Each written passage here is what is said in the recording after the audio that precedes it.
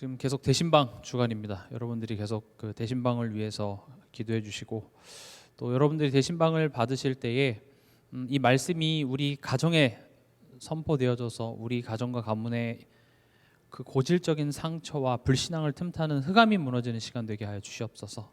또 자람과 전함이 있는 교회의 언약이 성취되는 그런 시간 되게 해달라고 여러분들이 꼭 기도하셨으면 좋겠습니다. 오늘의 말씀의 제목은 하나님의 가정치유입니다. 대신방이라서 가정치유라고 잡은 건 아니고 읽다 보니 지금 42장 이제 가정 이제 요셉이 애굽을 구하고 그 다음에 이제는 본인의 가정을 구하는 이제 그 장면입니다. 그래서 하나님이 너무 이 흐름에 맞게 말씀을 주시는 것 같아서 너무 감사했습니다. 지금 우리가 잊지 말아야 될 것이 이것은 요셉의 이야기인 것 같지만 야곱의 족보 이야기입니다. 야곱의 족보는 이러하니라 하면서 이제 요셉 이야기가 시작됐죠. 그리고 그 요셉 이야기 안에 저번 주에는 바로의 이야기가 들어 있었습니다. 우리가 너무 요셉만 보다 보니까 바로는 그냥 악역 아니면은 요셉을 총리로 만들어주는 어떤 조연배우쯤으로 생각하는데 사실 여기에 등장하는 많은 인물들을 우리의 모습을 이렇게 투영해 보면 참 주시는 메시지가 많습니다. 바로는 사실 나의 모습이고요. 그리고 바로는 왕이었죠. 우리 또한도 우리 삶 속에 왕 노릇을 하는데 지금 앞에 뭐가 찾아오고 있는 거죠? 죽음의 재앙입니다. 이 죽음의 재앙을 알 방법도 없고 알아도 해결할 능력이 바로에겐 없습니다. 그때 누가 개입하십니까? 하나님이 개입하시는데 어떻게 개입하시죠? 꿈이라는 것을요. 그 꿈이 즐겁고 길몽이고 이거 로또 사야 되는 거 아닌가 싶은 그런 좋은 기분 좋은 일이 아니라 이 꿈이 내 마음을요 불편하게 만드는 일이었습니다. 뭔가 나를 불편하게 하고 나를 갈등하게 하는 모습으로 하나님이 개입하셨다라는 사실이죠. 우리가 여기서 좀 주의해야 되는 것이 나를 불편하게 하는 상황이 벌어졌을 때 우리는 그걸 어떻게 해석하냐라는 겁니다. 우리는 이렇게 자칫 좋은 일이 생기면 하나님이 나와 함께 계시네. 나쁜 일이 생기면 누구를 원망하거나 내가 뭐 잘못하지 않았나? 그렇게밖에 우리는 해석하지 못하죠. 근데 성경을 가만히 보면 하나님이 일하실 때 오히려 하나님의 백성을 불편하게 하시는 경우가 더 많습니다. 왜냐? 우리는 하나님 앞에 잘하지 못하거든요. 대부분. 그래서 하나님이 개입하시는데 그게 우리의 체질과 우리의 어떤 발행과 맞지 않는 경우가 많아요. 그래서 하나님이 때로는 노예로 포로로 속국으로 하나님이 보내시더라고요. 바벨탑을 계속 짓는데 그거 계속 짓게 내버려두면 어떻게 됩니까? 다 공멸해요. 그래서 하나님께서 그거를 개입하셔서 못 짓게 만들어요.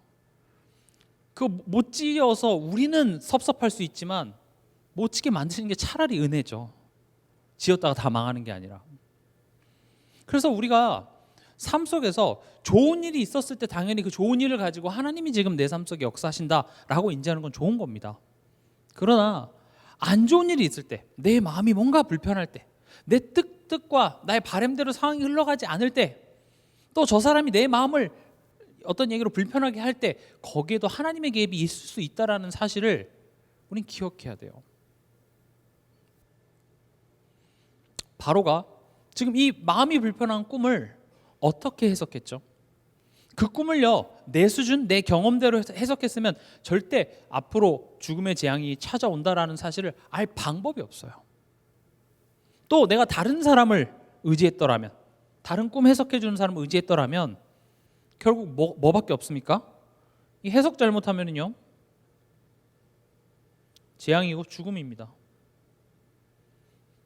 근데 하나님께서는요 하나님의 요셉을 통해서 하나님의 말씀으로 해석이 되어지니까 뭐가 나옵니까? 살 길이 나옵니다. 나만 사는 것이 아니라 그것으로 다른 생명을 살리십니다. 우리 삶 속에 일어나는 문제와 사건을 하나님의 말씀으로 해석이 되어질 때 거기에 내가 살아나고 또 동시에 다른 사람을 살립니다. 사실 우리가 이걸 보고 전도 캠프라고도 얘기를 해요. 우리 삶 속에 일어나는 그런 사건, 만남, 심지어 갈등, 어려움까지도 그걸 가지고 하나님의 말씀이랑 자꾸 우리가 연결하다 보면 그게 재해석이 되어지는 겁니다. 근데 왜 그게 재해석이 되지 않냐? 나의 수준으로 그걸 바라봐서 그래요. 나의 과거의 상처를 가지고 그걸 바라보기 때문에 보이지가 않아요. 그래서 뭐부터 시작되어야 되냐? 내 수준부터 무너져야 돼요. 어디 앞에서요? 십자가 앞에서요. 또 보세요. 그 해석의 내용이 뭡니까? 가만히 보면 그 해석의 내용이 7년의 재앙을 없애주겠다는 게 아니에요. 우린 하나님께 뭐라고 기도하죠? 그 앞으로 7년의 재앙이 다가온대. 그럼 그걸 없애주세요. 피하게 해주세요. 우린 그 재앙을 없애달라고 얘기하는데 하나님은 그 꿈을 통해서 뭘 얘기하십니까? 내가 준비할 것입니다.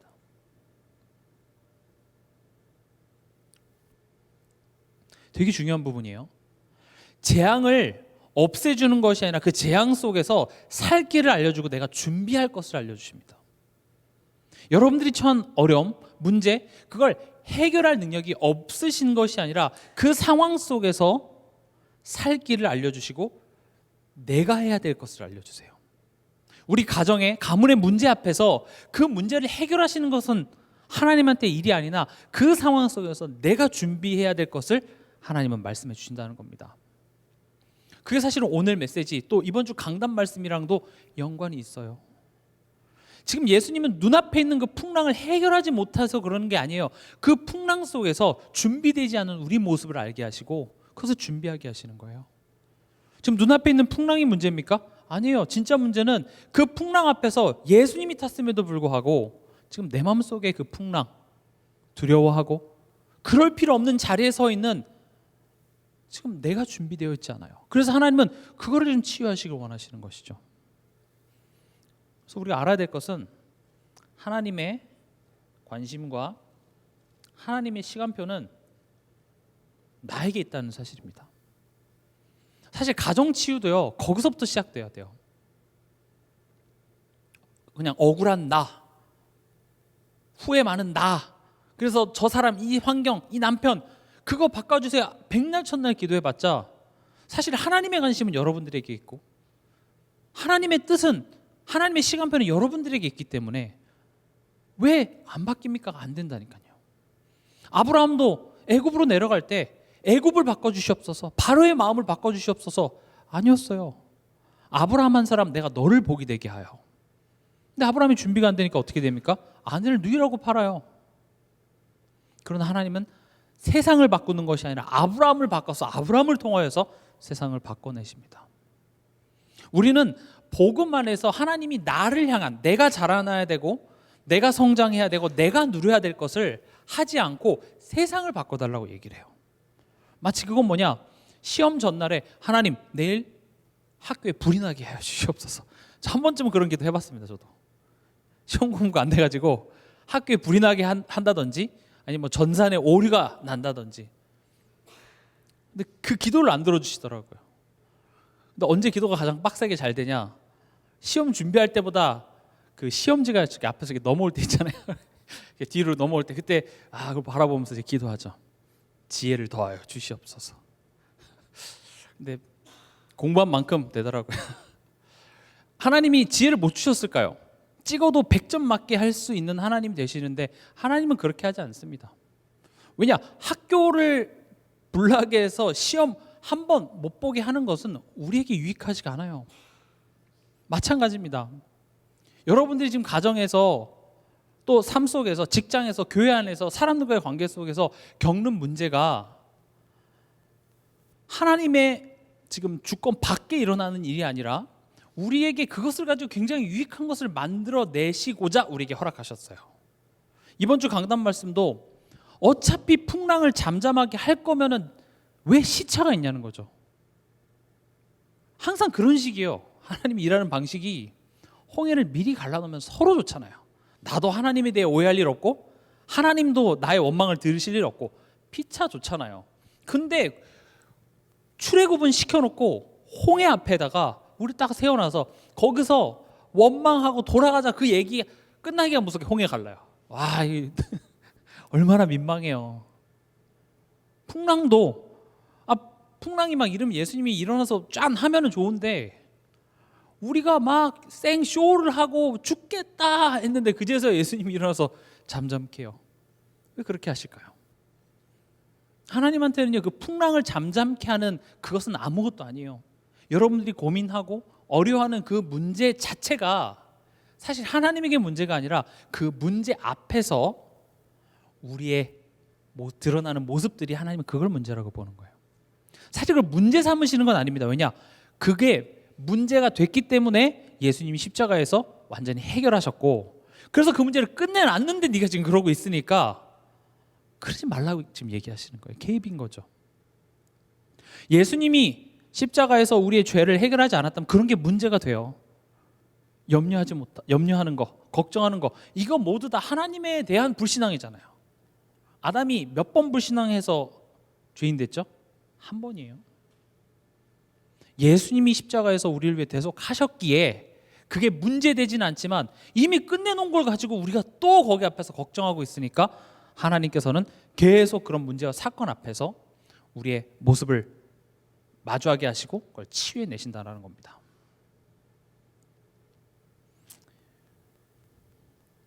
그래서 저는 창세기 41장을 바로가 나다라는 관점으로 보니까 저에게 주시는 은혜가 되게 컸어요. 우리가 사실은 바로지. 또 바로는 뭐죠? 이방인이었어요. 우리가 그 이방인 아닌가요? 지금 오늘 42장부터는 이스라엘이 구원받는 내용이에요. 그러니까 이방인은 우리가 죽을 수밖에 없는 그 재앙이 몰려오는 거기에 이 복음의 말씀을 믿게 하셔서 우리로 구원하게 하시고 또 그 풍성함을 더하사 오는 여러 세대의 그리스도의 은혜, 사랑, 생명을 전달할 수 있는 한 사람으로 우리를 세우셨다는 것은 정말 놀라운 내용입니다. 그래서 항상 영화를 볼 때도 주연만 보지 마시고 조연도 좀 이렇게 보시면 볼 게 많습니다. 오늘 본론입니다.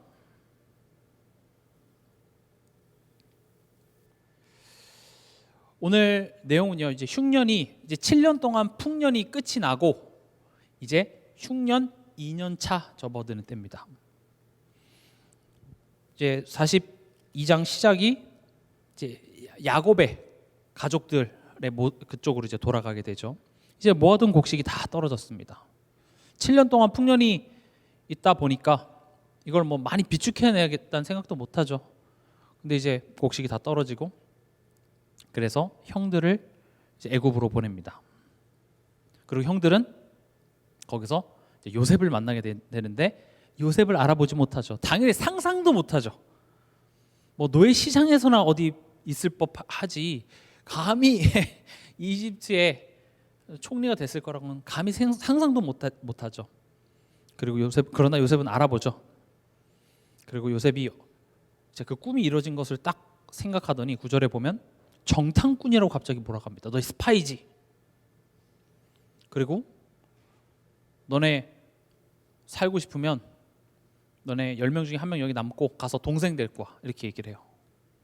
그리고 3일 동안 감옥에 가둬놔요.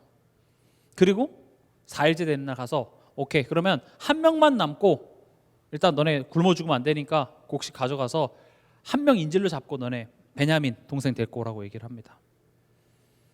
그리고 이제 보내는 길에 그 곡식을 사기 위한 그 돈을 다시 자루에 넣습니다. 그러니까 물건 산다고 하고 돈 안 내고 간 격이죠. 밥 먹고 계산 안 하고 나가는 거예요. 가끔씩 그런 적 있잖아요. 우리 이렇게 밥 먹으러 갔다가 얘기하다가 어이구 계산 안 했네 하고. 지금 그렇게 여관으로 가다가 여관에서 우리 자루에 돈이 그대로 있는 걸 보고 야 우린 큰일 났다. 그리고 이제 집에 가서 야곱에게 말을 합니다. 베냐민 데리고 오래요. 그러니까 야곱이 어때요? 이제 과거의 기억이 떠오르는 거예요. 니네들이 내가 사랑하는 요셉, 베냐민, 요셉 데리고 갔다가 색동저고리랑 그 피 묻은 그거 가져왔었잖아요. 그러니까 또 베냐민 데리고 오면 또 똑같은 일이 벌어질 거라는 그 두려움 때문에 야곱이 절대 못 보내 이러고 이제 끝이 나요. 굶어 죽어도 절대 못 보내 이렇게 되죠. 뭡니까 이거? 요셉의 복수극입니까? 요셉의 복수극. 예전에 그 드라마 중에서 이렇게 여기 점 하나 딱 찍고 막 남편 복수하고 시어머니 복수하는 요셉이 이제 국무총리가 됐으니까 복수를 해야겠다. 사실 그 복수극 아닙니다. 이거 이미 용서하고 이미 끝난 문제입니다. 우리가 전장에 보면 하나님이 첫째 아들이 므낫세라고 지었잖아요. 요셉이 다 있게 하셨어요. 그리고 심지어 형들이 딱 절한 것을 보면서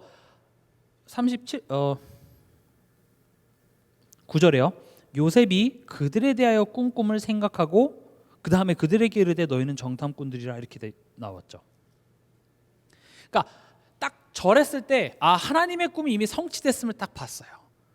하나님이 이때를 위해서 생명을 구원하시기 했구나. 이게 다 이해가 됐기 때문에 사실은요, 요셉은 복수극이 아닙니다. 여기서 요셉이 지금 했다고 딱 생각하지 마시고 요셉은요, 하나님의 대리로 지금 하는 거예요. 28절 보면은요, 28절에 지금 요셉이 그들의 자루에다 돈을 넣었는데 형들은 그걸 뭐라고 받아들입니까? 그가 그 형제에게 말하되 내 돈을 도로 넣었다. 보라, 자루 속에 있도다. 이에 그들이 혼이 나서 떨며 서로 돌아보며 말하되 하나님이 어찌하여 이런 일을 우리에게 행하셨는가 하고, 이제 가족을, 이제 형들을 하나님이 훈련하는 거예요. 시험하시는 거예요. 요셉이 대리로. 근데 그 첫 번째가 뭐냐? 죄인임을 알게 하는 거예요. 지금 요셉은요, 하나님의 대리이자 메시아의 모형입니다. 가만히 보세요. 지금 이 스토리는요, 형들의 입장에서는 우리가 죽였던 요셉에게 우리가 은혜를 입어서 사는 이야기예요. 어디서 많이 들어본 이야기 아닙니까? 우리가 요셉을 죽였어요. 근데 그 요셉에 의해서 누가 은혜를 입어요? 우리가요. 그 이스라엘 백성들이 나중에 우리가 우리 손으로 예수를 죽이고 그 예수로 인해서 우리가 살아나는 이야기인 거죠. 지금 먹고 사는 문제 때문에 찾아왔다가 누굴 찾아갑니까? 요셉을 찾아왔다가 내가 죄인임을 깨닫고 그 은혜를 힘입어 하나님의 백성이 되는 구원의 스토리예요. 사실 이 이야기는요. 그래서 어찌 보면 여기에서 요셉이 왜 저렇게 쪼잔하게 저렇게 했을까? 아니면 이거 속이 시원하다 복수해서 그렇게 받아들이지 마시고, 여기에서는 전장에서는 바로에게 조금 포커스가 있었다면 이번 장에는 야곱과 그의 형제들입니다. 지금 하나님이 이런 식으로 이들에게 테스트하는 이유는 시험 틀리나 안 틀리나 당락을 결정하는 것이 아니라 마치 아브라함에게 하셨던 것처럼 그 시험을 통과해서 하나님의 자녀로 하나님께서 받아들이시기 위해서 그렇습니다. 지금 이 12아들이 결국은 이스라엘의 12지파가 되죠. 하나님의 백성은요, 그냥 되는 것이 아니라 하나님께서 부르시고 이미 죄 용서 다 끝났어요. 지금 얘네들한테 죄를 물어서 그 죄값을 치르라는 것이 아니라 이미 죄는 끝이 났어요. 근데 우리로 하여금 죄와 마주하게 하십니다. 우리가 죄를 전부 알아서 구원받은 것이 아니라 구원받고 나서 우리로 하여금 죄를 자꾸 알게 하시죠. 이따 뒤에서도 말씀드리겠지만 내가 죄인이었다는 사실과 그 죄를 값없이 해결해 주셨다는 그 사실 앞에 오직 예수가 돼요. 내가 죄인이라는 사실 없이 우리는 예수를 의지할 수가 없게 됩니다. 첫 번째로요, 하나님의 가정 치유입니다. 지금 야곱은 어떤 상태죠? 우리 4절 한번 읽어볼까요? 4절에 보면 야곱이 요셉의 아우 베냐민은 그의 형들과 함께 보내지 아니하였으니 이는 그의 생각에 재난이 그에게 미칠까 두려워함이었더라. 두려움이죠. 우리가 지금 이거 야곱 이야기라는 사실 절대 잊지 마세요. 지금 야곱은요, 내가 가장 사랑했던 요셉의 죽음 믿을 수가 없었습니다. 그리고 야곱이 그래도 지금 이쯤 왔으면은 완전히 뭐라고 되나 연약한 건 아니에요. 어렸을 때 그 하나님께서 주신 그 언약은 뭔가 성취될 거라고 믿었는데 요셉이 저렇게 죽을 리가 없을 텐데 그 뒤에 보면은 이제 뭔가 죽었다는 물증은 있지만 마음으로는 하나님의 말씀으로 이거 죽을 리가 없는데 하는 그런 혼란한 상황인 거죠. 그러면서도 이 두려움이 삶 속에 계속 상처로 남아 있는 겁니다. 근데 여전히 야곱은 뭐가 있습니까? 베냐민을 편애합니다. 이 편애한다라는 건요, 사실은 이 과거 상처에서 온 거예요. 좀 사실 야곱의 아들들 간의 갈등이 사실은 야곱의 편애라는 문제 때문에 많이 생긴 거거든요. 이게 어떻게 보면 과거 외삼촌한테 내가 받았던 상처, 그때 속았고 라헬을 준다고 하면서 레아를 주고 막 그렇게 속였던 그런 어떤 상처들이 어찌 보면 이런 편애를 낳았는지도 모르겠습니다. 그러니까 지금 야곱의 상태는요, 이런 두려움과 여전히 편애해서 베냐민을 놓지 못하는, 그래서 베냐민은 안 보내고 형들만 보내요. 니네들은 죽어도 되는 애들이고 베냐민은 죽으면 안 되는 아들이고. 지금 편애가 문제라고 하는 게 아니라 지금 과거의 상처의 어떤 하나의 증상이 편애라는 모양으로 나타나더라는 것이죠. 우리가 하나님이 내 인생의 주인이시고 그리스도가 내 인생을 통치하시고 주인이시다라고 얘기하지만 실제로는 우리가 과거의 상처에 끌려다니는 때가 되게 많습니다. 예전에 어떤 프로그램에 그 북한에서 귀순하신 분이 나왔어요. 근데 이제 그분이 이제 한국에서 결혼하셔서 뭔가 이제 그 남편에 대한 고민 때문에 나오셨는데, 고민이 뭐냐? 남편이 감자만 먹어요. 고기도 안 먹고 아무것도 안 먹고 감자만 먹어요. 왜 그러냐? 북한에 있을 때 그 감자가 너무 먹고 싶었던 거예요. 항상 굶주리면서 야, 저 감자 한번 먹어보면 소원이 없겠다. 내가 진짜 한국 넘어가면, 남한 넘어가면 내가 감자를 배 터지게 먹어야지. 그래서 감자만 먹는데요. 다른 거 안 먹고 감자만 먹어요. 감자는 맛있습니다. 근데 감자만 먹는 것도 이상하고, 또 무엇이 감자를 먹게 해요? 과거의 그 트라우마, 상처가 감자를 먹게 한다면 사실은 그거 내가 감자를 먹고 싶어서 먹는 것과 그 상처가 나를 감자를 먹게 하는 것은 다른 개념이 되는 것입니다. 사실 지금 이게 야곱의 이야기라고만 받아들이시지 마시고 우리의 이야기입니다.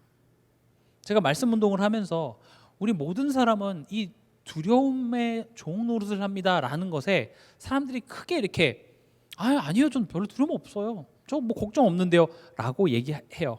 그러니까 두려움이라는 것에 대한 어떤 1차적인 개념들만 있어요. 예를 들어서 뭐 살인자가 나를 이렇게 죽일 거라는 어떤 두려움, 또는 굶어 죽을 거라는 아주 그냥 그런 단순한 두려움만 생각하는데, 사실 우리 삶 속에 그런 두려움, 상처 다 있습니다.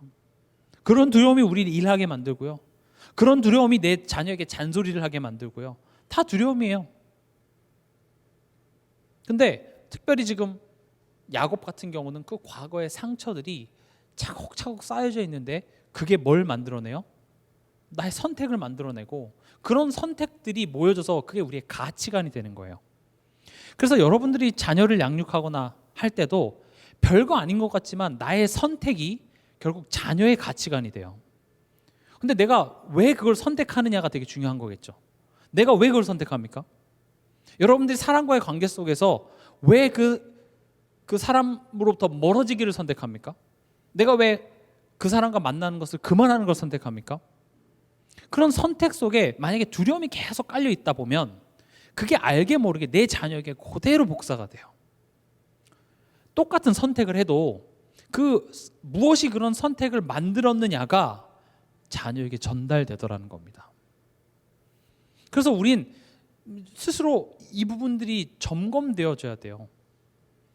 그래서 잔소리냐 교육이냐, 그것을 구분하는 것은 지금 내 마음의 상태가 어떠냐를 봐야 돼요. 지금 내 마음의 상태에 하나님이 지금 저 영혼을 붙잡고 내 자녀의 인생을 하나님이 책임진다라는 그런 믿음 안에서 내가 마땅히 할 이야기를 하는 것과, 제가 저래가지고 언제 대학을 가고 언제 직장을 취직하고 언제 결혼하고 나는 언제 손잡고, 그런 식으로 두려움과 비교의식 속에 가면은요, 그건 잔소리로 들려서 말이 되잖아요. 감정만 상해요. 두려움이라는 건요, 굉장히 우리 삶 속에 깊이 들어와 있어요.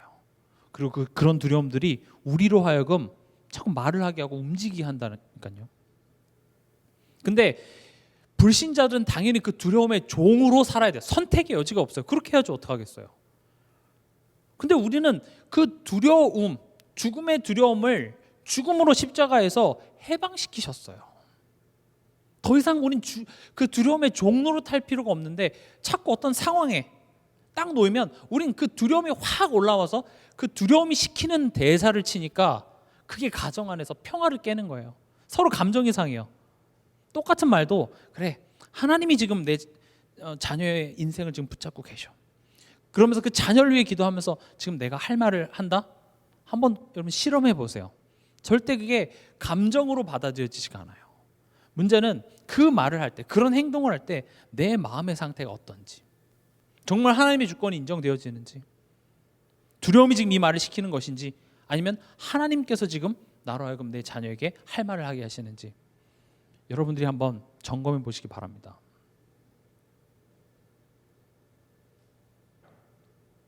형들의 반응은 어땠죠? 21절 보면 그들이 서로 말하되 우리가 아우의 일로 말미암아 범죄하였도다. 그가 우리에게 애걸할 때에 그 마음의 괴로움을 보고도 듣지 아니하였으므로 이 괴로움이 우리에게 임하도다. 지금 좀 이 장면을 보면서 저는 좀 소름이 돋긴 했습니다.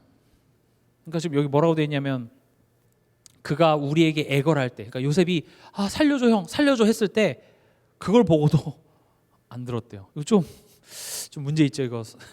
인성 문제 있는 겁니다 이거. 정말 이 장면은 기억이 안 날 수가 없죠.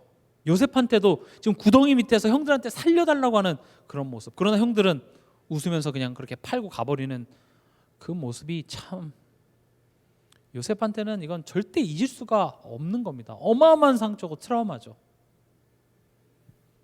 어쨌든 형들은요, 그러니까 형들도 지금 이런 것이 뭘로 돼 있냐? 죄책감이죠. 잘했다는 게 아닙니다. 그러나 무슨 안 좋은 일만 생기면 우리가 이 일 때문에 벌을 받는구나 이렇게 자꾸 돌아가요. 우린 다 살면서 실수합니다. 우린 그렇게 살면서 의롭고 깨끗하고 도덕적으로 흠없이 살아오지 못했어요. 근데 지금 형들의 반응은 뭡니까? 무슨 안 좋은 일만 생기면 그것 때문에 내가 내 자녀한테 그때 그래서 스스로 자책해요. 부모들은 항상 그러거든요. 그때 내가 내 자녀한테 이렇게 해줬더라면, 내가 그때 자녀한테 어린 아이 두신 분들 같은 경우는 그런 이야기도 하더라고요. 내가 임신했을 때 그때 감기약 먹은 것 때문에 제가 저런가 싶어서 거기까지 생각하시더라고요. 제가 아기를 안 가져와서 모르겠습니다만, 그러니까 무슨 일이 생기면 그 일이 왜 왔는지 내가 알지 못하니까 그냥 나의 과거에 나의 어떤 그 과거를 끄집어내서 뭔가 거기에 대해서 스스로 자책이라도 해야 이해가 되니까요. 22절에 보면 르우벤이 그들에게 대답하여 이르되 내가 너희에게 그 아이에 대하여 죄를 짓지 말라고 하지 아니하였더냐? 그래도 너희가 듣지 아니하였느니라. 그러므로 그의 핏값을 치르게 되었도다 하니. 르우벤 잘한 게 뭐가 있습니까? 죄 짓지 마 하고 구해 줘야 되는데 팔았죠. 보면 이제 서로 원망하고 후회하는 일이죠. 돌이킬 수 없는 상황인데 문제만 생기면 자꾸 옛날에 지나간 이야기가 자꾸 떠오르는 거예요. 이거 우리 가정 안의 모습 아닙니까? 가정 안에서 문제 생기고 갈등 생기면 그때 그 과거의 일 떠오르고, 그리고 서로 원망하고 그때 내가 그렇게 말 들었으면 좋지 않았냐면서. 지금 이게 야곱의 가문은 이러하니라, 지금 이거예요. 상처, 아픔. 우리가 이런 가정을 원했습니까? 아니죠. 나도 복음 안에서 행복한 가정, 형제간의 우애가 있고 부부간의 사랑이 있는 그런 가정을 다 꿈꾸고 시작을 했는데 우리 뜻대로 되질 않아요. 삶이 도와주질 않죠. 그러니까 그게 이해가 안 되니까 스스로 자책을 하든지 서로에 대해서 이미 지나간 시간에 대해서 그걸 끄집어내서 서로 원망해봤자 나아지는 게 없다라는 사실을 우리는 알게 되죠. 그래서 그냥 그것을 받아들이는 것밖에 할 수 없어요. 그것을 체념이라고 합니다. 그래 인생 이렇게 살아가는 거지 뭐. 근데 하나님은 그렇게 두지 않습니다. 그 소식을 들은 야곱의 반응이 어떻습니까? 36절에 보면 그들의 아버지 야곱이 그들에게 이르되 너희가 나에게 내 자식을 잃게 하도다. 요셉도 없어졌고 시므온도 없어졌거늘 베냐민을 또 빼앗아 가고자 하니 이는 다 나를 해롭게 함이로다. 지금 야곱은요, 이 10명의 형제들에 대한 미움이 여전히 있습니다. 니네들 때문에 요셉 잃었다면서. 과거의 상처 때문에 서로 원망하는 것밖에 할 수 없는 우리의 모습. 이게 우리의 가정의 모습입니다. 하나님 떠난 첫 가정에 어떤 일이 벌어졌죠? 살인 사건입니다. 에서가 아벨을 죽이죠. 아니죠. 가인이 아벨을 죽이는 살인 사건이 하나님 떠난 첫 번째 가정에서 일어난 일입니다. 끔찍한 사건이죠. 돌로 쳐 죽입니다. 정말 끔찍한 사건이에요. 하나님이 애초에 가정을 만드신 이유는 그 가정을 통해서 하나님을 설명하기 위한 거거든요. 가정을 통해서 하나님과 인간의 관계를 설명하는 거예요. 하나님이 우리에게 대해서 어떤 마음이시냐, 그거를 아버지를 통하여서, 우리를 얼마나 사랑하시냐, 그걸 엄마를 통하여서 가정 안에서 그거를 설명하시는 거예요. 부부의 관계를 통해서 그리스도와 성도의 관계를, 교회와의 관계를 설명하시기 위해서 허락한 가정이 하나님을 떠나고 나니까 가정이 저어준 거예요.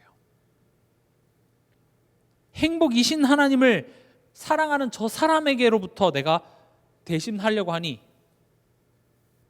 답이 안 되는 거죠. 그래서 가정 치유는요, 참 쉽지 않습니다. 쉽지 않다라는 이야기는 그나마 긍정적인 거고요. 불가능합니다. 하나님이 역사하지 않으면, 예수 그리스도 아니면 가정 치유는요, 불가능해요.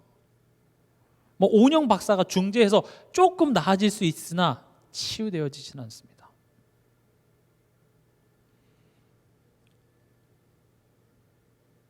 하나님의 가정 치유의 방법입니다. 하나님 오늘 본문을 보면 이 사건을 통하여서 아까 서론에서도 말씀드렸던 것처럼 나를 보게 하십니다. 결국 나를 힘들게 하는 저 사람을 바꾸는 방법이 아니라 그 사건을 통해서 하나님은 나를 먼저 치유하세요. 그래서 제가 느꼈을 때는 정말 가정 사역이 변화가 있으려면 가족 전체가 다 복음 앞에 서야 돼요. 만약 그게 안 될 때에는 내가 정말로 하나님과 한 마음이 돼서 그 그리스도의 빛을 강하게 비추지 않으면 참 쉽지 않다라고 생각이 듭니다. 지금 하나님께서는요, 지금 이 기근이라는 사건을 통하여서 누굴 보게 하시냐? 나를 보게 하세요. 치유의 시작은요, 항상 내 자신과 대면을 하는 것에서부터 시작됩니다.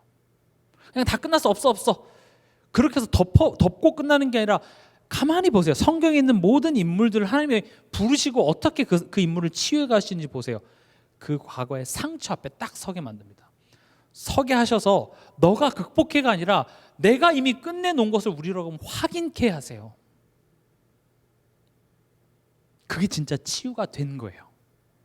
실제적으로 심리학적으로나 정신과에서도 정말 한 사람이 그 트라우마에서 극복했다라는 것은 그 트라우마를 불러일으키는 똑같은 상황 앞에 설 수 있는 것이며, 섰을 때 괜찮아야 돼요. 만약에 내가 무대에 공포증이 있어요. 그럼 그걸 말로 그래 나 이제 괜찮아 그렇게 말해서 끝나는 게 아니라 무대 앞에 설 수 있어야 돼요. 그게 극복한 거거든요. 하나님의 방법은요, 사건을 통하여서 뭘 보게 하냐? 죄인인 나를 보게 합니다. 9절 42장 9절에서 14절까지 보면 결국 너네 정탐꾼이다 아니다 이런 이야기가 결국 죄 있다 죄 없다 이 얘기예요. 나의 억울함만 있지 나의 믿음 없음을 우린 보지 못합니다. 지금 형들은 우린 죄 없는데요 지금 이렇게 얘기하죠. 근데 결국 요셉이 뭘 알게 합니까? 죄 있음을 알게 하죠. 그래서 형들이 우리가 그 동생한테 지은 그 죄 때문에 지금 우리가 이 일을 당하나 보다 하면서 그 죄를 떠올리게 합니다. 다시 말씀드립니다. 우리는 이미 죄 사함을 받았고 더 이상 그 죄가 우리의 운명을 결정짓지 못합니다. 그러나 하나님의 백성에게 죄를 자꾸 알게 하셔서 그 죄를 알게 함이 우리로 하여금 예수를 바라보게 만들어요. 내가 죄인이었구나. 우리는 죄가 사망이 되는 운명에서 벗어났지 사실은 우리는 매 순간마다 죄를 매번 짓고 있어요. 지을 필요 없는 죄를 짓고 있다고요. 왜냐? 하나님을 만났는데. 근데 그런 우리의 연약함들을 마주하게 하시는 이유가 그래야 거기서 뭐가 나오냐? 오직 예수가 나와요. 우리는 나의 억울함만 있지 나의 믿음 없음을 보지 못해요. 이번 주 강단 말씀에도 지금 내가 예수님이 탄 배에 같이 탔는데 왜 풍랑이 오냐는 거죠. 내가 뭘 잘못했어요. 그 상황 속에서 억울함은 있는데 믿음 없음은 보지 못한다니까요. 믿음이 없다라는 것은요, 그냥 제가 아직 신앙생활이 얼마 안 돼서가 아니라 누구에 대한 믿음이죠? 하나님에 대한 믿음이잖아요. 하나님을 신뢰하지 못하는 것을 보고 우린 죄라고 불러요. 우리는 하나님에 대한 믿음 없음이 그냥 뭐 나아지겠죠가 아니라 그게 죄라고 불러요. 우리는. 그래서 하나님은 지금 그 죄 갖고 너 왜 죄 지었어? 지금 그걸 따지려고 하는 게 아니라 내가 그 죄의 결과, 죄의 열매 이미 끝내놨고 이젠 너가 더 이상 그 죄의 자리에 설 필요 없다고 얘기하시면서 너는 구원이 필요한 너야. 너는 하나님의 인도가 필요한 너야. 성령의 능력이 필요한 너야. 그런 나를 먼저 인지하게 하시는 것에서 시작해요. 여러분들이 가정 안에서 문제가 사건이 일어났을 때 나를 힘들게 하는 저 사람만 보인다면 치유가 시작 자체가 안 돼요. 그 상황 앞에서 내가 보여야 돼요. 지금 내 마음속에 뭐가 압도적으로 지금 내 마음과 생각을 주장하고 있는지가 보여야 돼요. 사람과의 관계에서도 마찬가지예요. 나를 힘들게 하는 저 사람, 이해할 수 없는 저 사람이 날 마음 아프게 해만 있지 말고 지금 나를 보게 한다니까요. 기근이 문제고 풍랑이 문제가 아니라 나요. 이번 주 강단에 27절 보면 풍랑 사건 나오죠. 제자들은요 예수님을 따라갔어요. 예수님을 따라간 것은 작은 내용이 아닙니다. 믿음 좋은 거예요. 사실은 제자들이 예수님을 따랐다라는 건요, 내가 직장 생활하면서 남는 시간에 예수님 쫓아간 게 아니라 내 금을, 내 업을 다 버리고 예수님한테 올인한 거기 때문에 적어도 우리보단 믿음 좋아요. 아닙니까? 제자들 믿음 좋습니다. 근데요 풍랑이 와요. 그러니까 이제 이 상황에서 우리가 하는 두 가지 질문이 있습니다. 첫 번째, 아니 예수님이 탄 배에 왜 풍랑이 오냐는 거죠. 아닌가요? 풍랑이 와도 예수님이 타면 그 배만큼은 무슨 이렇게 비누방울 같은 게 이렇게 딱 둘러싸서 안전하게 가도 모자랄 판에 왜 예수님이 탄 배에 풍랑이 오냐는 거예요. 우리도 할 만한 질문이죠. 또 풍랑 올 수 있다 치자. 근데 왜 예수님은 주무시고 계시냐는 거죠. 아니에요. 그래 우리 삶 속에 문제 있을 수 있지. 근데 왜 내 자녀 문제에 대해서만큼은 예수님이 왜 주무시고 계세요? 왜 우리 가정의 경제 문제만큼은 예수님이 왜 주무시고 계시냐는 거죠. 내가 지금 죽게 생겼는데. 우리도 다 그런 질문을 합니다. 지금 이 사건은요, 그 풍랑을 예수님이 잠잠하게 했더니 와 예수님 대단하다 그것만 보면 안 돼요. 사실은 아까도 말씀드렸죠. 그럴 거면 애초에 풍랑이 안 일어나게 해야죠. 그게 더 멋있는 거 아닙니까? 요셉도 마찬가지잖아요. 노예로 팔려가게 해놓고 요셉을 형통한 자가 되게 했대요. 그게 뭐예요? 사고 나게 하시고 수술이 잘 되게 하셨대요. 그게 뭐 형통한 거예요? 사고가 안 나야죠. 그래서 지금 풍랑이 자체가 문제가 아니라 지금 하나님에게 있어서 문제는 뭐냐? 지금 눈에 보이는 풍랑이 문제가 아니라 지금 네 안에 있는 풍랑이 문제인 거예요. 우린 구원이 필요한 나라는 사실을 인지해야 된다고 말씀드렸습니다. 하나님의 은혜와 도우심이 필요한 나라고 인지하는 게 중요한데 무엇으로부터의 구원이냐라는 거죠. 지금 이 상황에서부터의 구원입니까? 이 갈등에서부터의 구원입니까?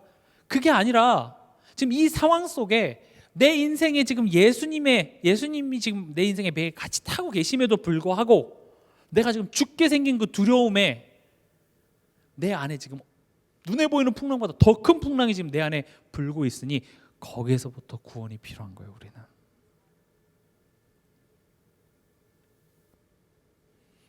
우리는 기도하면 홍해처럼 문제가 싹싹 다 갈라지길 바라는데 갈라지는 때가 많던가요? 안 갈라지는 때가 많던가요? 안 갈라지는 때가 많아요. 그러나 지금 눈에 보이는 홍해보다 내 안에 넘실대는 홍해가 나를 더 삼킬 것만 같죠.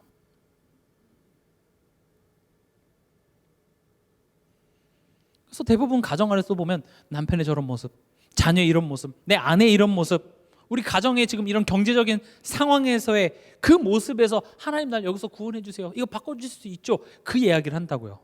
하나님 그거 못하는 게 아니에요. 풍랑도 잠잠케 하실 수 있는데요. 그러나 그것을 바꿔주지 않는 것은 여러분들의 기도가 간절하지 않아서 혹은 여러분들이 뭔가 잘못해서가 아니라 지금 그 상황 앞에 예수님이 지금 옆에 타고 계신다는 사실을 모르고 우리 마음에 지금 예수님 없는 자 같이 행동하고 있는 그것을 치유하시기 원한다는 겁니다. 그렇게 하니까 예수님이 주무시는 것 같으니까 그제서야 뭘 찾습니까? 예수님을 찾아요. 지금 거기 제자들이 나름 그래도 바다에서 잔뼈가 굵은 사람들 아니에요. 근데 이 풍랑 앞에서 내가 해볼 게 아무것도 없는 거예요. 와, 이거는 뭐 할 수가 없는데 그제서야 예수님 보고 예수님을 깨웁니다. 여러분, 예수님을 깨우세요. 예수님은 사실 졸지도 않고 주무시지도 않아요. 그러나 우리가 예수님을 주무시게 만들었죠. 불 이렇게 따뜻하게 펴드리고 맛있는 거 많이 드려서 편히 쉬세요, 내가 알아서 일할게요, 우리 그러고 있다고요. 근데 지금 눈앞에 보이는 풍랑이 뭘 찾게 만듭니까? 예수를 찾게 만들어요. 우리 인생은요, 누가 뭐라 그래도 예수를 찾을 때 거기에 행복이 있어요. 거기에 답이 있어요. 거기에 치유가 있습니다. 다른 길은 없어요.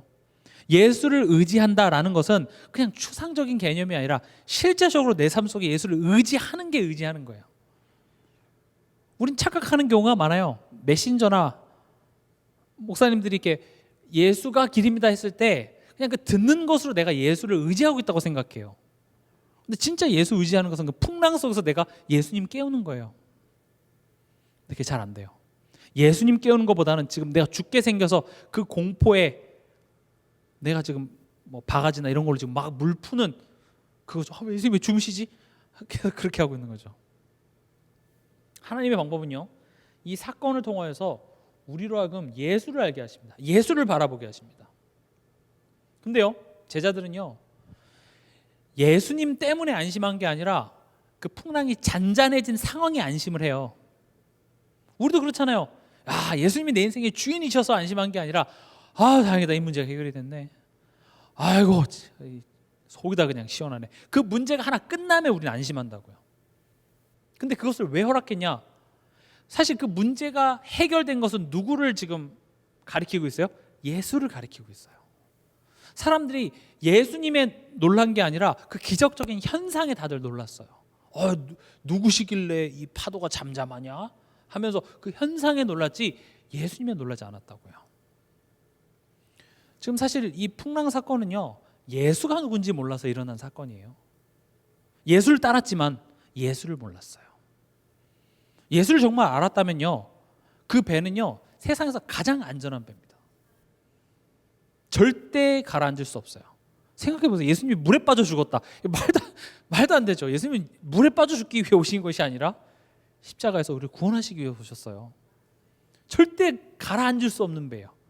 마찬가지입니다. 우리 인생은요 절대 가라앉을 수 없는 배예요. 근데 우리가 염려하고 걱정하는 것은 예수님이 누군지 몰라서 그렇다고요. 여러분들이 수영을 못해서 여러분들이 항해 실력이 없어서가 아니라 예수님이 누군지 모르는 까닭에 우리는 걱정하고 염려한다고요. 무슨 말이세요? 저 예수님을 다 아는데요. 왕, 제사장, 선지자, 기름 부음 받은 자, 성경 구절까지 다 되면서 그 십자가의 의미 저 다 알아요. 근데요, 우리가 정보를 많이 아는 것을 내 생각, 내 실력이라고 착각하는 경우가 되게 많아요. 제가 중고등부 예배 때도 아이들한테 서울대 가는 법 아는 사람 다 알아요. 어떻게 하면 되죠? 열심히 공부하면 돼요. 하루에 잠줄이고 방법 다 알아요. 하버드 가는 법 뭐 하면 되죠. 그 가는 방법, 정보를 알고 있는 것과 그것을 실제로 내가 쓰고 누리는 건 아예 다른 개념이에요. 예수를 누리는, 예수에 대한 정보 말고요, 예수를 누리는 방법이 아니라 실제로 사용해야 된다고요. 실제로 누리기 위해서는 지금 에베소서 계속 얘기하고 있죠. 우리 삶 속에서 그걸 풀고 틀리고. 왜 틀려요? 우리는 실력이 없기 때문에 틀릴 수밖에 없어요. 틀리는 게 당연해요. 우리가 온전하게 살 수가 없다고요. 왜냐? 우리가 구원받은 것은 우리가 온전해져서 윤리적으로나 율법적으로 완전해져서 받은 구원이 아니라 은혜로 받은 구원이에요. 우리가 자격을 갖추지 않았는데 주신 구원이기 때문에 당연히 우리 삶 속에서는요, 그런 걸 행하라고 할 때 틀린다고요. 근데 틀리더라도 왜 그걸 푸는 게 중요하냐면, 그걸 풀 때 이거 안 되네. 그래서 누구를 의지하게 돼요? 예수를 의지하게 돼요. 추상적인 개념으로 예수를 믿습니다, 의지합니다.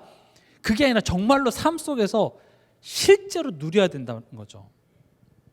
이게 설명으로 되는 게 아니라 진짜로 풍랑을 맞아야 돼요. 좀 우리 받고 있잖아요. 근데 그 풍랑에서 예수님이 파도를 잠잠케 하면서 뭐라고 얘기하십니까? 믿음이 적은 자요. 사실 그거는 너희 새끼들 하면서 혼내는 개념이 아니에요. 예수님 모르셨을까요? 너네 믿음 많은 줄 알았는데 없어. 다 물로 들어가. 그래서 물을 먹게 한 다음에 이래도 안 믿어? 반 죽여놓은 다음에 한 게 아니에요. 너네 실망했어가 아니라 알아요. 그리고 누구를 꾸짖습니까? 제자를 꾸짖어야 되는데 파도를 꾸짖어요. 여러분들이 자라나는 자녀가 처음부터 잘할 거라고 기대합니까? 틀릴 걸 알아요. 다음부터 그러지 마. 다음에 또 그럴 거 알아요. 100번이고 1000번이고 또 말하고 합니다. 실망합니까? 아니에요. 실망하지 않아요. 그러나 계속 자라나도록 얘기하는 거죠. 예수님은 우리의 믿음 없으면 알아요. 근데 그래 난 믿음 없어, 그럼 안 되겠다가 아니라 그래서 나를 의지하라고 하는 거예요. 우리가 믿음이라는 개념을 내가 원하는 것을 얻어내는 수단으로 많이 생각해요. 특히 영미권, 영어 쓰는 그런 나라에서는 그렇게 많이 오해해요. 다시 말하면 내가 그걸 믿으면, 내가 그걸 간절히 원하면 내가 그걸 얻을 수 있을 거다라고 많이 생각해요. 물론 그것도 어느 정도 맞는 부분이 있겠지만, 믿음이라는 것은요, 내가 원하는 걸 얻어내는 수단이 아니라 하나님과의 관계에서의 믿음이에요. 믿음이라는 건요. 그러니까 부모가 뭘 해준다고 약속하면 아빠니까 당연히 해주겠지라고 믿어야 되는데, 내가 예를 들어서 아빠 없이 오랫동안 고아로 자라왔다가 입양된 까닭에 그 아빠의 말이 신뢰가 가지를 않는 거예요. 그래서 자꾸 증거를 달라고 얘기를 해요. 내가 믿을 수 있는 근거를 주세요. 나 불안하지 않게 근거를 달라고 얘기를 하죠. 처음에는 줍니다. 그러나 내가 아빠인 까닭에 그런 증거를 보고 너가 안심하는 수준이 아니라 내가 아빠라는 사실을 너가 믿었으면 해서 때로는 증거를 주지 않아요. 그럼 나중에 가서 봐, 내가 줬지, 이렇게 한다고요. 하나님이 지금 우리에게 요구하시는 것은 하나님이 계신 것과 그를 찾는 이에게 상 주시는 이심을 우리로 하여금 확인케 하는 거예요. 다시 말하면 관계예요, 관계. 하나님이 내가 너에게 이만큼 사랑한다라는 것을 가장 진하게 표현한 게 뭐예요? 그게 예수 그리스도예요. 그래서 그 예수 그리스도를 믿음으로 우리는 구원을 받는 거예요. 그리고 우리가 구원 받았음에도 불구하고 계속 그것을 우리가 기억하고 의지함 속에서 관계가 점점 이렇게 진해지는 거예요. 왜냐? 우리는 관계가 회복됐지만 풍랑 앞에서 아빠 없는 자같이 또 들어가고 그때마다 예수를 생각하라고 얘기하는 겁니다.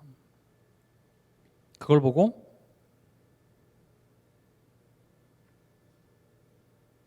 회개와 믿음,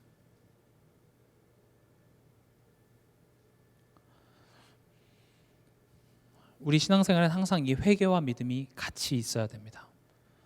회개는 천주교에서 말하는 고해성사를 말하는 게 회개가 아닙니다. 내가 이거 잘못했고 저거 잘못했고 그래서 회개를 안 하면 지옥 가고, 그게 회개가 아니에요. 회개는요, 죄로부터 돌이키는 거예요. 왜냐? 거긴 내가 있을 자리가 아니란 걸 알기 때문에 그래요. 그래서 골로새서나 이런 데서 보면 벗으라고 얘기해요. 벗으라고. 옛사람의 옷을 벗으래요. 왜냐? 그 옷과 나는 하나가 아니기 때문에 그래요. 38년 된 병자가 누더기 같은 옷을 벗었죠. 왜냐? 나와 그 8년 동안 입었던 옷은 하나가 아니기 때문에 그래요. 만약에 하나님이 너희들의 지방을 벗어라, 그럼 못 벗어요. 지방을 어떻게 벗어요? 내 한 몸인데. 지방 흡입 수술을 받아야죠. 지방은 벗을 수가 없습니다. 벗었으면 좋겠어요. 지방을 벗어라, 딱 벗으면 살 빠지고 못 벗어요. 근데 옷은 벗을 수 있어요. 회개라는 것은요, 돌이키는 거예요. 거기서부터. 다시 거듭 말씀드리지만, 내가 하나님의 은혜가 필요하고 성령의 도우심과 인도가 필요한 한 사람이라고 무엇이 인정해요? 나의 연약함이에요. 그걸 인정하는 게 나쁜 게 아니라, 그리고 그걸 인정한다고 해서 내 구원이 취소되는 게 아니라 구원 받았기 때문에 그걸 알게 하신다고요. 그게 뭘 만들어내요? 예수께로 돌아가는, 예수께 돌이키 믿음을 만들어내요. 오히려 다 끝났어, 난 괜찮아, 이게 되게 자유롭고 좋은 것 같지만 그 사람의 삶의 모습은요, 예수 의지하는 쪽으로 가지 않아요. 예수가 다 끝났는데 뭐, 그게 자유로운 것 같죠? 그게 진짜 해방인 것 같죠? 아니에요. 성경 그렇게 가져가지 않아요. 다시 말하면 그 죄의식에 항상 묶여 있으라는 것이 아니라, 내가 진짜 이렇게 지금 복음을 알고도 하나님의 자녀가 됐음에도 불구하고 내가 또 이렇게 되네. 그런데 이런 죄를 용서해 주신 그 그리스도를 바라보는 구실이 된다고요. 그래서 이 믿음은 그냥 추상적으로 되는 것이 아니라 우리에겐 예배입니다. 우리에겐 기도입니다. 우리에겐 말씀입니다.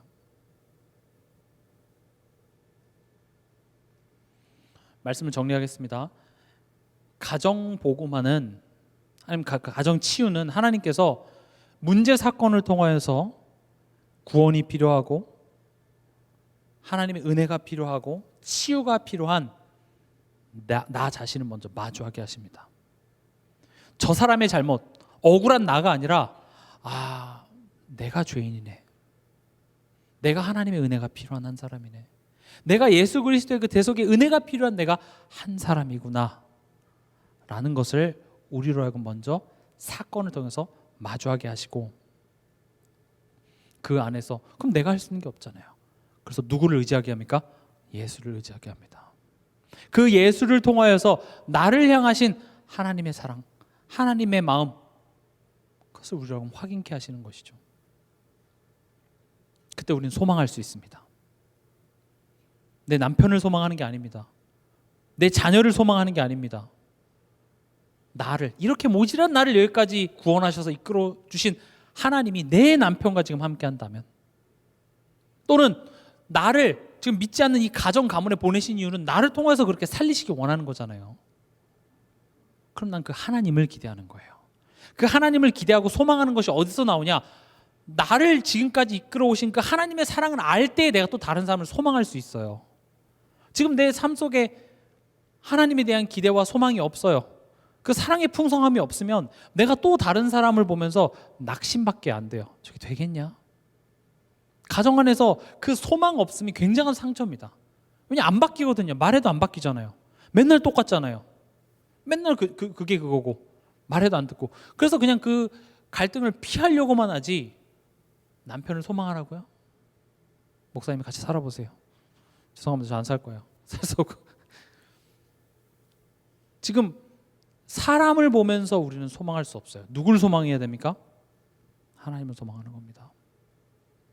그런 하나님을 소망하기 위해서는 지금 나를 이끄시고 나와 함께 하시고 내 삶 속에 역사하시는 하나님에 대한 은혜의 풍성함이 내게 먼저 체험되어질 때, 그것을 가지고 내가 다른 사람 속에 역사하시는 하나님, 또 우리 가문을 통치하시는 하나님의 역사를 소망하며 나는 그 믿음의 여정을 한 걸음씩 갈 수 있는 겁니다. 하나님의 관심은 하나님을 소망할 수 있는 실력 가질 나에게 있기 때문에 하나님의 역사심이 더딘 것처럼 보일지 몰라도 하나님은 풍랑을 잠잠케 하실 수 있습니다. 홍해를 가르실 수 있습니다. 여러분들의 가정, 여러분들의 자녀, 여러분들의 남편의 모습 바꾸실 수 있습니다. 하나님은 먼저 나를 치유하시기 원합니다. 나를 빛의 망대로 먼저 세우시길 원하십니다. 그래서 가정 치유는 나 한 사람으로부터 시작된다는 사실을 여러분들이 기억하시며 이번 한 주간도 승리하시는 동산교회 여러분 되시길 주의 이름으로 축원합니다.